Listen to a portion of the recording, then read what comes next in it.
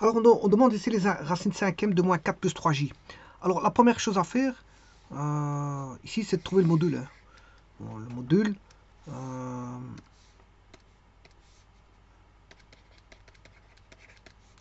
c'est moins 4 au carré, plus 3 au carré, racine carrée.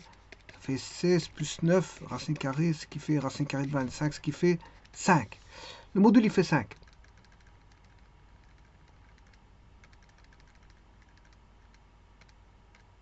Ça veut dire que ce nombre complexe peut s'écrire 5 fois moins 4 cinquièmes plus 3 cinquièmes de j.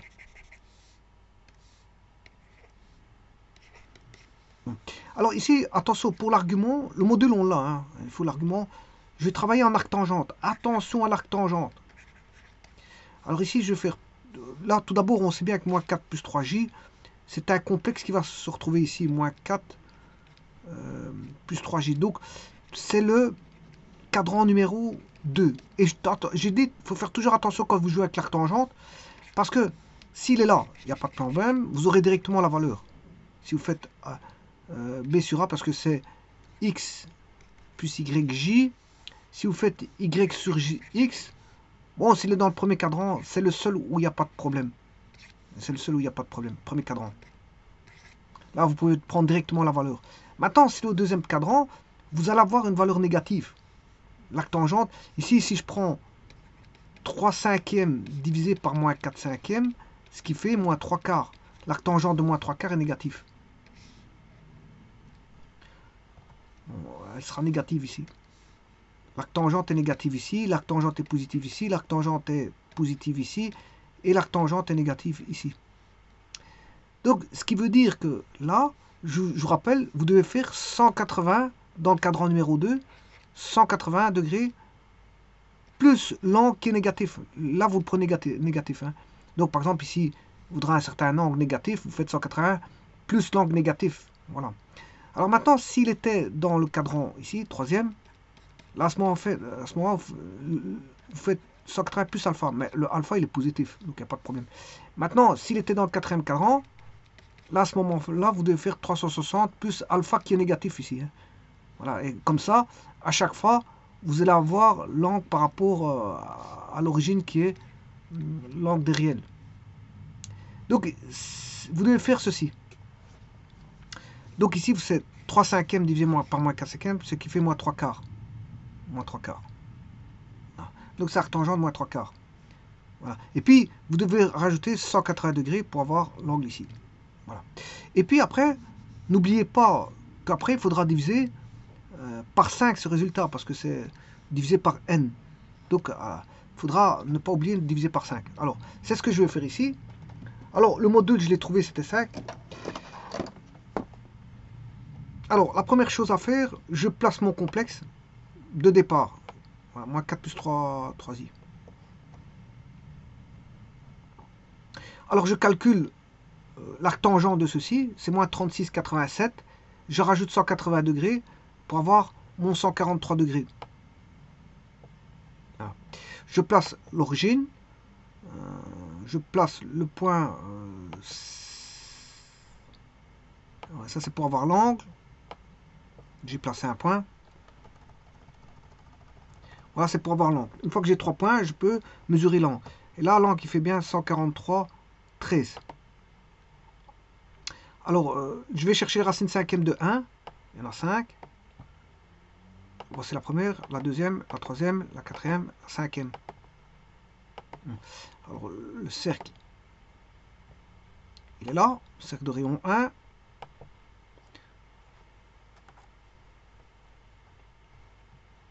Ensuite, je vais chercher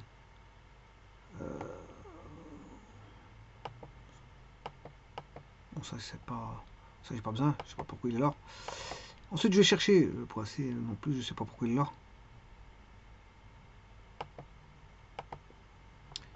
Alors, je calcule le module.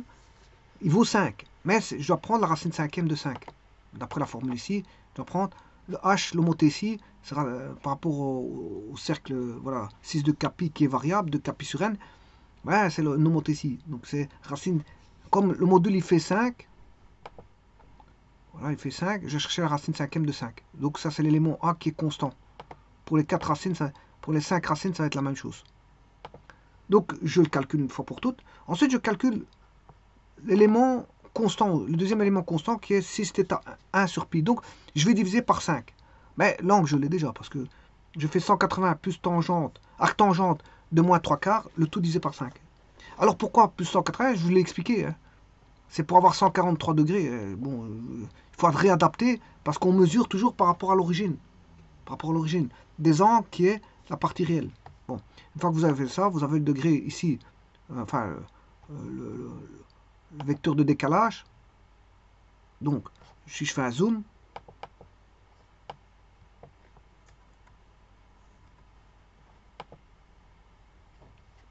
refaisons un zoom.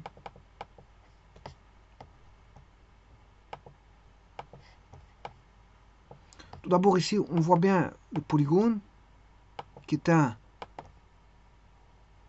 pentagone. Je peux chercher ces angles intérieurs, mais ça ne m'intéresse pas. Je peux le faire. Hein.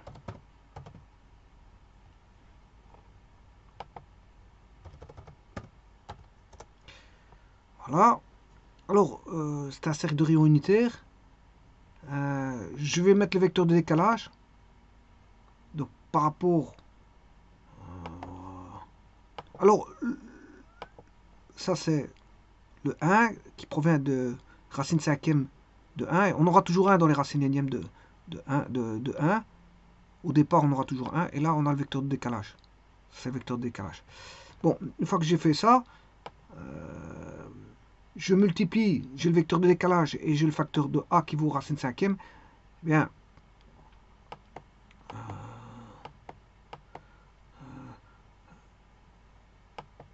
j'avais déjà ces vecteurs, enfin bref, et je calcule le tout.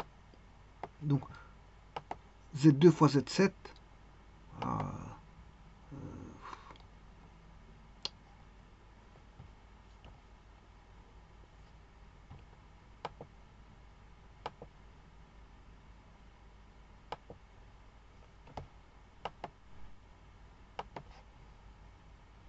donc je fais les trois facteurs qui sont là. Monter ici décalage et racine énième de l'unité, c'est-à-dire racine cinquième. Deux éléments sont constants. Donc je prends celui-ci, celui-là, celui-là, celui-là et celui-là qui forment 1, 2, 3, 4, 5, un pentagone.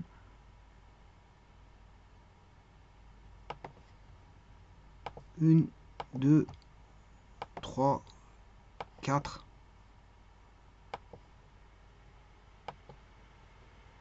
Voilà mon pentagone. Mon cercle.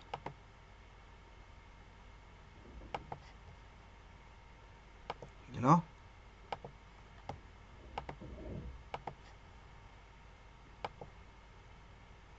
Voilà. Et donc, je vérifie avec n'importe laquelle.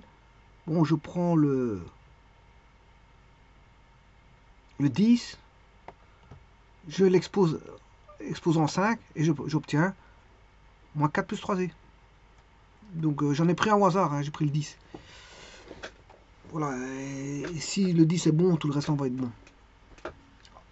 Alors j'aurais pu faire la somme de Z6 plus Z8, je m'excuse, c'est pas Z8, c'est pas Z6. Z8 plus Z9 plus Z11. Z8 plus Z9 plus Z10 plus Z11 plus Z12, ben ça doit faire 0 aussi. On sait le vérifier aussi.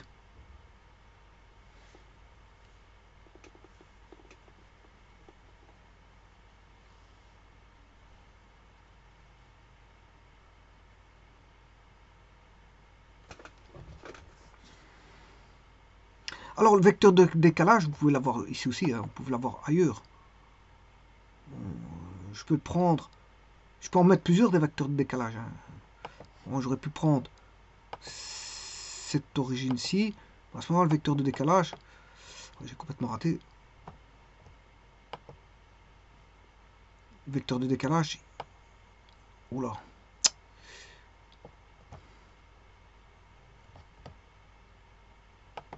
Je bougerai après, pas maintenant. vecteur de décalage. Ouais, ici j'ai bougé parce qu'il est à 53.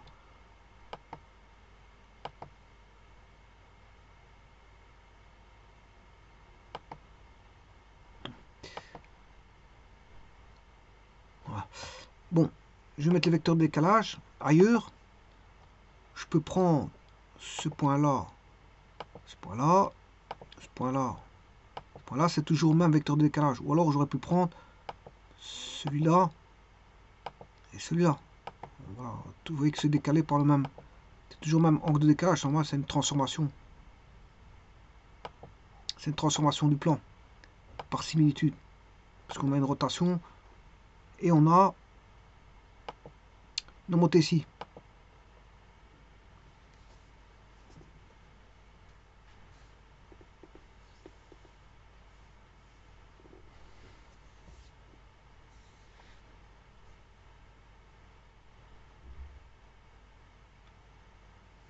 Bon, maintenant je peux le bouger parce que c'est terminé, l'exercice est terminé.